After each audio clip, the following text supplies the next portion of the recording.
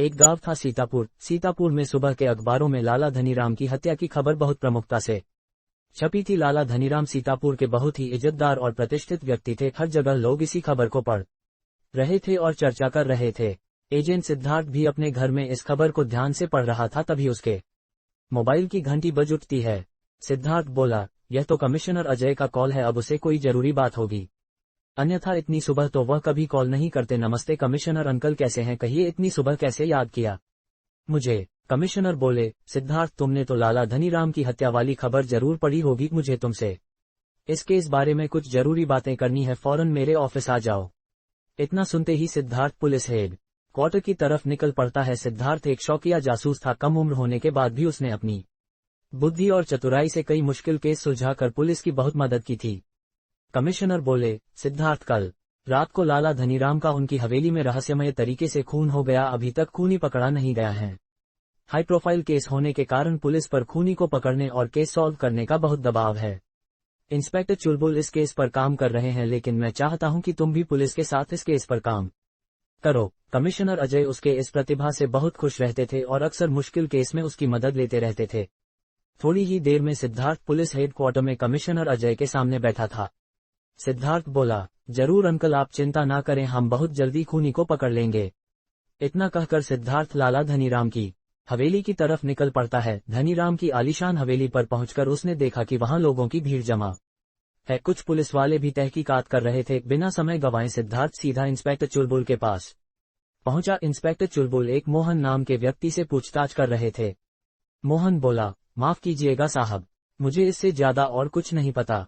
Inspector चुलबुल बोले, ठीक है, अभी तो तुम जाओ, ध्यान रहे कुछ भी छुपाने की कोशिश मत करना। इंस्पेक्टर चुलबुल बोले, अरे सिद्धार्थ, तुम आ गए, थोड़ी देर पहले ही अजय साहब ने मुझे फोन करके तुम्हारे बारे में बताया। इंस्पेक्टर चुलबुल ने सिद्धार्थ को केस के बारे में बताना शुरू किया। इंस्पेक्टर चुलबुल बोले, धनीराम एक सफल व्यापारी थे, रुपए पैसों की कोई कमी नहीं थी। पुराने विचारों के होने के साथ वह थोड़ी क्रोधी स्वभाव के थे और थोड़ी मुनाफट भी थे। क्रोध में अक्सर लोगों को चुभने वाली बातें बोल दिया करते थे। धनीराम के परिवार में उनके 3 लड़के हैं, पवन, दीपक, सुनील। तीनों अविवाहित हैं और इसी घर में रहते हैं। इंस्पेक्टर चुलबुल बोले, रामू इनके साथ कई सालों से है और उस पर कोई शक नहीं है। सबसे छोटे बेटे का नाम दीपक है, बेचारा शरीर से लाचार है, उसका एक पाँव खराब है, इसलिए बैसाखी का प्रयोग करता है। बहुत ही सीधा और नेक आदमी है, कोई काम नहीं करता और सारे समय घर में ही रहता है, लेकिन उसे पढ़ने का बहुत शौक है, उसे कई विषयों पर अच्छा ज्ञान है। इंस्पेक्टर चुलबुल बोले, उनकी पत्नी का निधन छोटे बेटे दीपक के जन्म के समय हो गया था। इनके अलावा रामू नाम का एक विश्वासपात्र नौकर भी रहता है। इंस्पेक्टर चुलबुल बोले, दूसरा बेटा पवन है, वह मेडिकल की पढ़ाई कर रहा है और काफी तेज दिमाग का व्यक्ति है, स्वभाव से समझदार और सुलझा हुआ व्यक्ति है। सुनने में आया है कि धनीराम ने पवन को ही अपना वारिस बनाया है, लेकिन अभी तक कोई भी वसीयतनामा नहीं मिला है। इंस्पेक्टर बोले, सबसे बड़ा बेटा सुनील है। सुनील एक नंबर का नालायक और आवारा व्यक्ति है, हर दिन धनीराम से उसकी लड़ाई होती रहती थी। वह कपड़ों का व्यापारी है, उसे व्यापार में भारी घाटा हुआ है और उस पर काफी कर्ज भी है, इसलिए उसे पैसों की सख्त जरूरत है। उसे शराब पीने की बुरी आदत भी है, कल रात से ही बहुत गायब है।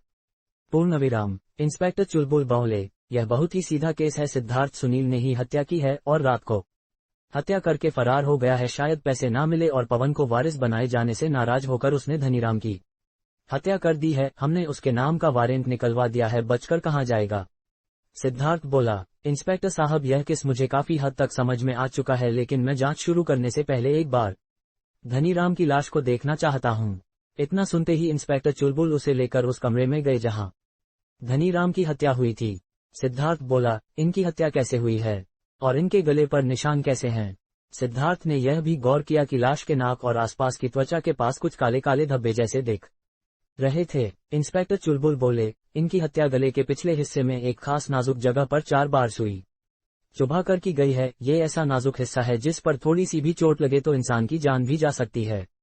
पूर्णविराम। सिद्धार्थ बोला, क्या इसका मतलब यह है कि जिस किसी व्यक्ति ने भी हत्या की है उसको इस नाजुक जगह के बारे में पता होगा? मानव शरीर के बारे में ऐसी जानकारी किसी डॉक्टर इत्यादि को ही होती है, किसी आम आदमी को शायद ही ऐसी जानकारी होती है। सिद्धार्थ बोला, इंस्पेक्टर साहब, आपकी आज्ञा हो तो मैं लाला जी के बेटों से मिल लेता हूँ। इंस्पेक्टर चुलबुल बोले, हाँ क्यों नहीं, लेकिन मिलना कुछ नहीं है। असली हत्यारा तू फरार है, यह तो सीधे लोग हैं। सबसे पहले सिद्धार्थ दीपक के कमरे में गया, वहां दीपक बहुत बुरी तरह रो रहा था। सिद्धार्थ को देखते ही बोला। दीपक बोला, हाय मैं तो अनाथ हो गया, मेरा तो सब कुछ चला गया, अब मुझे लंगड़े को कौन सहारा देगा। सिद्धार्थ बोला, आप प्लीज रोना बंद कीजिए, आपको किसी पर शक है क्या? आपको अपनी पिता की किसी वसीयत के बारे में कोई जानकारी है? दीपक बोला, नहीं मुझे किसी पर कोई शक नहीं है, ना ही मुझे किसी वसीयत के बारे में कोई जानकारी है। मुझे नहीं लगता कि पिताजी ने कोई वसीयत बनाई थी। जो भी खूनी हो उसे कड़ी सजा मिलनी चाहिए। सिद्धार्थ ने देखा कि दीपक के कमरे में बहुत सारी पुस्तकें रखी हुई थी, उसकी मेज पर भी कई सारे पेन रखे हुए थे। दीपक से मिलने के बाद सिद्धार्थ पवन के कमरे में गया। पवन अपने कमरे में बहुत ही उदास बैठा था। सिद्धार्थ को देखते ही वह बोला। पवन बोला, इंस्पेक्टर चुलबुल ने आपके बारे में बताया, मुझे पूरी उम्मीद है कि आप लोग जल्द ही खूनी को खोज लेंगे। सिद्धार्थ बोला, जो भी हुआ उसके लिए मुझे बहुत दुख है, उम्मीद करता हूं कि आप मेरे सवालों के जवाब सही देंगे। यह कहते हुए सिद्धार्थ एक मोटी पुस्तक पवन के टेबल से उठाकर देखने लगा। अचानक उसकी नजर किताब के पन्नों पर कुछ अंडरलाइन किए हुए वाक्य पर गई। उन वाक्यों को पढ़कर वह चौंक गया। वाक्य बिल्कुल उसी नाजुक स्थान के बारे में थे जिस पर प्रहार करके धनीराम को मारा गया था, लेकिन सिद्धार्थ ने पवन से उसके बारे में कुछ नहीं कहा। सिद्धार्थ, क्या आपके पिताजी की किसी से दुश्मनी थी? ऐसा तो नहीं है कि सुनील ने ही आपके पिताजी का खून किया हो? पवन, नहीं ऐसा नहीं हो सकता। सुनील भैया कितने भी बुरे हो लेकिन वह ऐसा काम बिल्कुल नहीं करेंगे। पिताजी तो बहुत ही सज्जन थे और उनकी किसी से कोई दुश्मनी नहीं थी। सिद्धार्थ, ठीक है आप कहते हैं तो मान लेते हैं, लेकिन अभी भी आप हमारे शक के दायरे में हैं। हम आपसे सहयोग की पूरी आशा करते हैं। इतना कहने के बाद सिद्धार्थ इंस्पेक्टर चुलबुल से मिला। सिद्धार्थ, ठीक है इंस्पेक्टर साहब, मैं घर के लिए निकलता हूं। मुझे कुछ सुराग मिले हैं लेकिन मैं पूरी तरह आश्वस्त होकर ही आपको बताऊंगा। इसी बीच अगर आपको सुनील के बारे में कुछ पता चले तो मुझे जरूर खबर कीजिएगा। अगली सुबह पुलिस हेडक्वार्टर में सिद्धार्थ सुनील से पूछताछ कर रहा था। पिछली रात को ही सुनील पकड़ा गया था। पकड़े जाने के वक्त वह पूरी तरह नशे में चूर था। सुनील, मैंने किसी की हत्या नहीं की है, मैं निर्दोष हूं। भले ही मैंने उस दिन दोपहर में पिताजी से लड़ाई की थी, लेकिन मैं खूनी नहीं हूं। जब मुझे पता चला कि उन्होंने सारी संपत्ति पवन के नाम कर दी है तो मुझे क्रोध आ गया। ऐसी स्थिति में किसी को भी क्रोध आ जाए। सुनील, खैर मैं उनसे लड़ाई के बाद अपना दुख कम करने के लिए अपने दोस्त के घर चला गया था। मैंने पूरी रात शराब पी थी। उसके बाद मुझे कुछ याद नहीं। जब नींद खुली तो मैंने अपने आप को यहाँ पाया। सिद्धार्थ, अच्छा तो यह बात है। वैसे आपके घर में क्लोरोफॉर्म का प्रयोग कौन करता है? सुनील, क्लोरोफॉर्म का प्रयोग?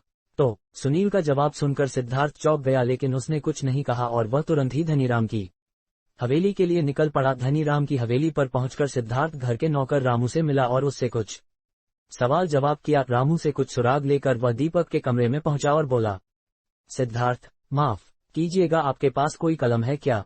जैसे यह सिद्धार्थ ने दीपक से मिली कलम चलाकर देखी, उसकी आंखों में एक चमक आ गई। सिद्धार्थ, हम आपके कमरे की तलाशी लेना चाहते हैं। दीपक, क्या यह क्या बकवास है? पूर्णविराम। थोड़ी ही देर में दीपक के कमरे से हत्या में प्रयुक्त सिरिंज और क्लोरोफॉर्म की बोतल बरामद हो चुकी थी। उसके कमरे से धनीराम की वसीयत भी मिल चुकी थी। वसीयत पवन के नाम थी। धनीराम का खूनी पकड़ा गया था। पूर्णविराम। सिद्धार्थ, दीपक तुमने प्लानिंग तो अच्छी की थी, लेकिन हर प्लान में कुछ न कुछ कमी जरूर होती है। क्या तुम अपना अपराध स्वीकार करते हो? दीपक, मुझे माफ कर दीजिए, मैंने ही अपने पिता की हत्या की है। मैंने हत्या की प्लानिंग 1 महीने पहले से ही शुरू कर दिया था। मैं अपनी शारीरिक अपंगता के बारे में पिताजी के तानों से तंग आ चुका था। पिताजी मुझे मनहूस कहते थे और मुझे ही मां की मौत का जिम्मेदार मानते थे। सुर्श, उस दिन तो हद हो गई जब मुझे पता चला कि पिताजी ने सारी वसीयत पवन के नाम कर दी है। उस दिन ही मैंने ठान लिया था कि मुझे पिताजी को रास्ते से हटाना होगा और वसीयत भी नष्ट करनी होगी, वरना मुझे संपत्ति का एक ढेला भी नहीं मिलेगा और मैं गरीबी में ही मर जाऊंगा। दीपक, इसलिए मैं उन्हें मारने की आसान विधि ढूंढने लगा जो मुझे पवन के डॉक्टरी के किताब में मिल गई। मुझ पर शक ना हो इसलिए मैंने किताब के वो हिस्से में अंडरलाइन करके छोड़ दी ताकि शक पवन पर जाए। मैंने सिरिंज और क्लोरोफॉर्म का प्रयोग इसलिए किया ताकि पूरा शक पवन पर जाए। दीपक, उस रात को जब पिताजी सो रहे थे तब मैंने उन्हें क्लोरोफॉर्म सुंघाकर बेहोश कर दिया और उसके बाद उन्हें गर्दन के पीछे नाजुक जगह पर सुई चुभाकर मार डाला। मैं डॉक्टर तो था नहीं, इसलिए मुझे बार बार सुई चुभानी पड़ी। लेकिन आपको मुझ पर ही शक क्यों हुआ? प्रश्नवाचक चिन्ह। सिद्धार्थ, जब मैंने धनीराम के नाक पर काले धब्बे देखे तो मुझे कुछ असामान्य लगा। मैंने रात को इस पर पता किया तो मुझे पता चला कि ऐसा क्लोरोफॉर्म के कारण होता है। फिर मैंने पवन के कमरे में किताब पर अंडरलाइन की हुई लाइंस भी देखी। सारी शक की सुई पवन की तरफ जा रही थी। सिद्धार्थ, लेकिन जब सुनील ने यह बताया कि तुम भी कभी कभी क्लोरोफॉर्म का प्रयोग करते हो जब तुम्हें नींद नहीं आती। तुम पवन की मेडिकल की किताबें भी बहुत शौक से पढ़ते हो। और फिर रामू ने मुझे तुम्हारे लिए धनीराम के ताने और व्यवहार के बारे में बताया। सिद्धार्थ, पवन अगर हत्या करता तो गले पर एक ही निशान होता क्योंकि वह डॉक्टर है। आखिर में मुझे लाल रंग की कलम तुम्हारे कमरे में मिली जो बिल्कुल उसी रंग से मिलती थी जिससे पवन के किताबों में अंडरलाइन की गई थी। पवन ऐसे सबूत कभी नहीं छोड़ता और रही सही कसर तुम्हारे कमरे में मिली वसीयत ने पूरा कर दिया। इस प्रकार सिद्धार्थ ने अपनी बुद्धिमानी और सूझबूझ से एक और मुश्किल केस सुलझा दिया था। सब जगह सिद्धार्थ की प्रशंसा हो रही थी। तो दोस्तों, हमारा ये वीडियो आपको कैसा लगा? प्लीज आपको अच्छा लगा तो एक लाइक कीजिए, अपने दोस्तों के साथ शेयर कीजिए और नीचे लाल रंग का सब्सक्राइब बटन दबा दीजिए ताकि ऐसे ही प्यारे वीडियो आपके लिए ला सकूं।